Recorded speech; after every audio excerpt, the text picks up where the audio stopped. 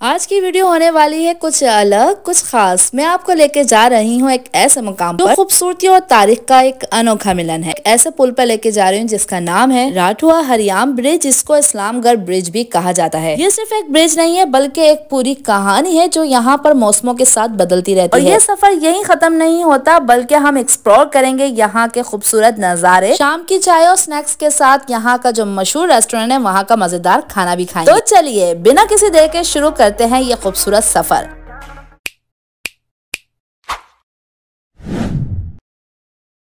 अस्सलामुअलैकुम video family, आप देख रहे हैं Mrs Zaidi in the kitchen. कैसे हैं आप लोग? उम्मीद करती हूँ जहाँ भी होंगे खैरियत से होंगे। इस हद से आगे ना जाएं लेकिन फिर भी सब जाएंगे। आ जाए। फाइनली हम उस पुल पर आ चुके हैं जिसका बेसब्री से इंतजार था। और कब से मैं आपको बता रही हूँ कि हम मंगला डैम के उस पुल पे जाएंगे जहाँ से हमें मंगला डैम और चारों तरफ जो गांव है, पहाड़ है, वो सारे नज़ारे हमें नज़र आने वाले हैं। फाइनली हम वहाँ पहुँच चुके हैं। वहाँ जाने के लिए मैं तो बहुत ही ज़्यादा एक्साइटेड हूँ कि वहाँ जाके कैसा व्यू नज़र आने वाला है। मुझे ये जानकर बेपनाह हैरानी हुई कि ये जो पुल है तकरीबन 2005 में स्टार्ट हुआ था बनना, मतलब इसको 19 साल हो चुके हैं और अभी तक ये कम्प्लीट ही नहीं हुआ। हालांकि इसके इतने फायदे हैं क्योंकि जैसे मैंने आपको पहले भी वीडियो में बताया था, जो इसका पहला पार्ट है कि आपने देख लिया होगा, जहां पर मैंने आपको सारा मंगला डैम दिखाया था, कहां से मंगला डैम का व्यू वहां से नजर आता है। उस वीडियो में मैंने आपको बताया था कि मीरपुर से इस्लामगढ़ तक का सफर बहुत ही ज्यादा इजी हो जाएगा अगर ये पुल बन जाए। कारोबारी अफराद है उनको इधर से उधर जाने में बहुत ज्यादा आसानी होगी, उनका पेट्रोल भी बचेगा। और काफी सारे मेरे ख्याल से स्टूडेंट्स जो उस गाँव से यहाँ पर मीरपुर में आते हैं क्योंकि यहाँ पे काफी बड़े बड़े स्कूल्स भी हैं। बहरहाल अल्लाह जाने क्यों नहीं बनाई। बेसिकली जब गर्मियां होती हैं तो यहाँ पर बहुत पानी होता है क्योंकि ऊपर ग्लेशियर सारे पिघल जाते हैं, जिसकी वजह से पूरा ये डैम जो है वो भरा हुआ होता है पानी से। तमाम घर, तमाम चीजें जो है पानी में डूबी हुई होती हैं। और सर्दियों के अंदर यहाँ पर पानी नहीं होता, जिसकी वजह से किसान अपनी फसलें लगाते हैं जैसा कि अभी लगी हुई हैं जब यहाँ पर पानी नहीं होता। यहाँ पर काफी सालों पुरानी मस्जिद, गुरुद्वारा, मंदिर यहाँ पर मौजूद है। यानी तमाम जो हिंदू हैं, मुसलमान और वैसे तो पुल अभी उस मकसद के लिए तो पूरा नहीं हुआ जिस मकसद के लिए बनाया जा रहा था, लेकिन ये तफरीह की बहुत अच्छी जगह बन चुकी है क्योंकि यहाँ से बहुत ही खूबसूरत व्यू नज़र आता है। लोग यहाँ पे वीडियोस और तस्वीरें खींचते हैं जिस तरह से हम बना रहे हैं, लेकिन वक्फे वक्फे से यहाँ पर जो पुल के अंदर गैप था जिसकी वजह से बहुत ही ज़्यादा डर लग रहा था। और इसके अलावा यहाँ पर जो है ना बहुत बड़ा एक कब्रिस्तान भी था, टूटी फूटी कब्रें थी क्योंकि यहाँ पर जिस ज़माने में आबादी हुआ करती होगी तो यहाँ पे ज़ाहिर कब्रिस्तान भी होगा, तो यहाँ पे इसी तरह की बहुत सारी कब्रें भी थी। टेम्पल है वो सामने तुम्हें नजर आ रहा है और वो दरबार है। ये सब पानी में आ जाता है जब डैम आता है, ये भर जाता है। मीरपुर सिटी ये होता था, ये सारा मीरपुर सिटी होता था। अच्छा। जब डैम बनना था फिर लोगों को यहाँ से मुआवजे दिए थे इधर इस तरफ के, फिर ये सारे लोग वहाँ शिफ्ट हो गए। अच्छा, उस साइड पर मीरपुर सिटी ये होता था, ओल्ड मीरपुर अब इसको कहते हैं। हाँ मैंने देखा था उसके अंदर, जब मैं देख रही थी लोकेशन तो आया था न्यू मीरपुर। हाँ ये न्यू मीरपुर है, ये वो न्यू मीरपुर।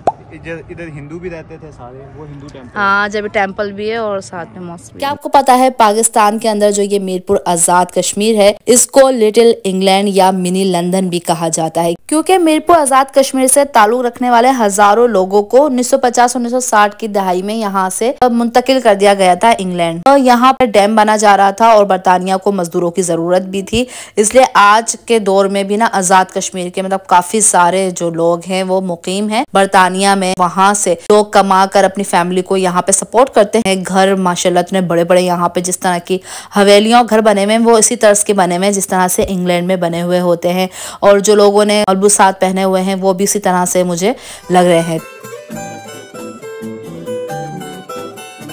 पुराने जमाने में कहा जाता है कि डायनासोर यहाँ एक अंगूठे का डायनासोर हुआ करता था और यहाँ से वो गुजरा था और फिर उसके बाद वो कभी नहीं मिला। मजाक कर रहा है वो। चलो ये तो इसका एक पाव का अंगूठा है, आगे जो गोल बना हुआ है वो क्या है? वो अंगूठा है इसका। अच्छा ये पूरा आप देख सकते हैं डायनासोर, कुछ माहिरीन का कहना है। हाँ सनसेट होने वाला है बिल्कुल, अभी हम देखने वाले। वहाँ पे सूरज की रोशनी पड़ रही है जिसकी वजह से उसका रिफ्लेक्शन पानी में जा रहा है। इस तरह की जगह मुझे बहुत ही खूबसूरत लगती हैं, जैसे गांव होते हैं या नेचर की कोई भी चीज़ें इस तरह की होती है, मुझे बहुत ज़्यादा अट्रैक्ट करती है। कह रहा था खुद नीचे जाकर यहाँ पर सब चीज़ें देखूं, लेकिन टाइम बहुत कम था और बस हमने जो चीज़ें देख ली अल्हम्दुलिल्लाह उसमें हमें बहुत मज़ा आया। अब यहाँ से हम जाएंगे आसफा भुट्टो पार्क और रास्ते में बहुत सारे नज़ारे भी देखेंगे और आपको भी दिखाती हूँ ये न्यू मीरपुर यानी मिनी लंदन कैसा नजर आता है। और इधर उसको खाना खिलाया जा रहा है, फिर अंदर तबेले में ले जाके दूध निकालते हैं और फिर यहाँ से खालिस दूध जाता है घरों में। यही तो बात अच्छी है गांव की कि आप नेचर के बहुत ज़्यादा करीब हो जाते हैं और तमाम चीज़ें आपको ऑर्गेनिक मिलती हैं। अब ये और नीचे चला गया। इसके अलावा यहाँ पर जगह जगह बहुत ही खूबसूरत पार्क बने हुए हैं, अलग अलग उसकी अपनी वैरायटी है, जैसे बच्चों के लिए एक्टिविटी है। और यहाँ पर ना जो सबसे प्यारा मुझे जो लगा है, यहाँ पर वाटर पार्क है, इतना ज़बरदस्त रिजॉर्ट है कि वहाँ पर पैराग्लाइडिंग की जाती है और जेट स्की होती है। जिस तरह से मबाली आइलैंड वाले आपने मेरे अगर व्लॉग में देखा हो, वो सारी एक्टिविटीज़ यहाँ भी होती हैं।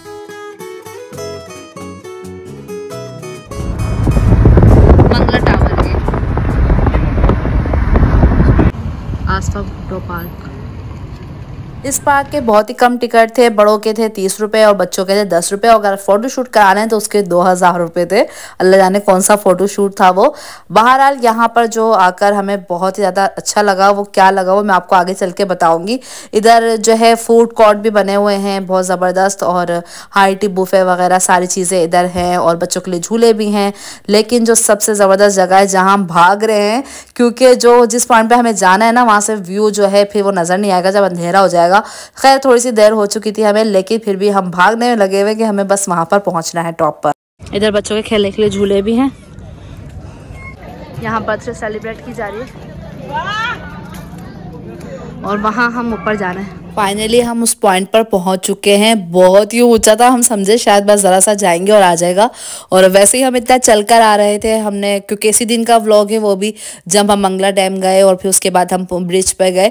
अब यहाँ पर आए हालत एकदम टायर्ड हो चुकी है। बहरहाल उस व्यू के लिए हम पहुँच गए यहाँ पे और सारी हमारी थकान दूर हो गई जब हमने ये बहुत ही खूबसूरत व्यू देखा जो कि सनसेट के बाद था और बहुत ही आला। यहाँ से पूरा जो है मीरपुर नज़र आ रहा था और साथ साथ जो ये आसमान है इतना हसीन लग रहा था। बहुत बहुत ज़्यादा पीसफुल था, मतलब खामोशी थी एक इधर और इतने लोग भी नहीं आते क्योंकि हम बिल्कुल टॉप पर यहाँ पर गए थे और झूले वगैरह सारे जो रेस्टोरेंट वगैरह वो सब नीचे बने हुए थे।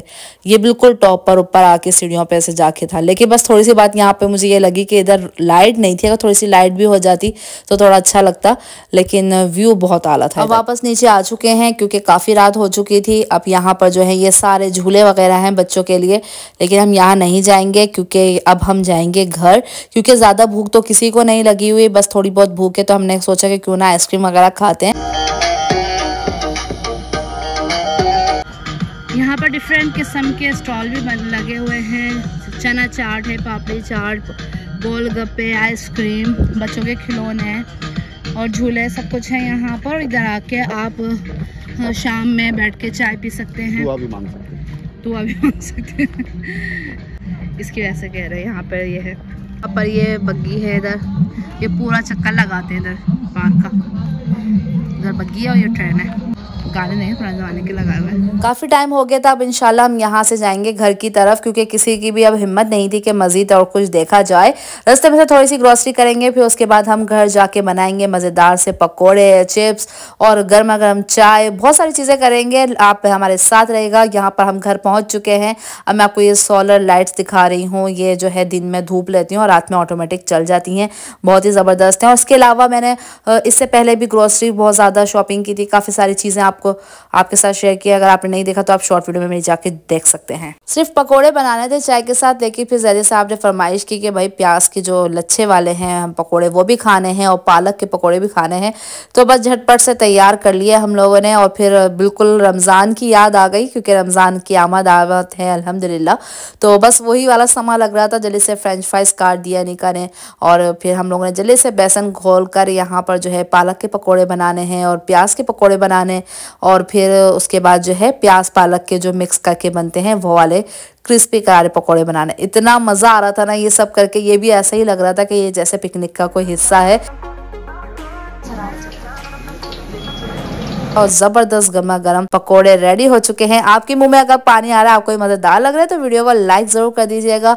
कमेंट करके बताएगा आपको भी मजा आया, या आपको कौन सा जो पॉइंट है आपको बहुत अच्छा लगा, या वीडियो का कौन सा पार्ट है जो आपको अच्छा लगा। वैसे तो किसी को भूख नहीं लग रही थी, जब ये गर्मा गर्म बन रहे थे तो सभी को भूख लगने लग गई थी। अब ये पापड़ वगैरह जो सारी चीजें, आलू वगैरह, ये हम पहले ला चुके थे। ये सारी ग्रोसरी की शॉपिंग मैंने शॉर्ट वीडियो बनाई थी और मेरे चैनल पर मौजूद है, आप जाकर चेक कर सकते हैं। बस जल्दी से हमने चाट मसाला डाला और उसको हमने एंजॉय किया गर्मा गर्म चाय के साथ। जो चाय पीता था सिर्फ उसने, क्योंकि मैं तो चाय नहीं पीती। 3 hours later.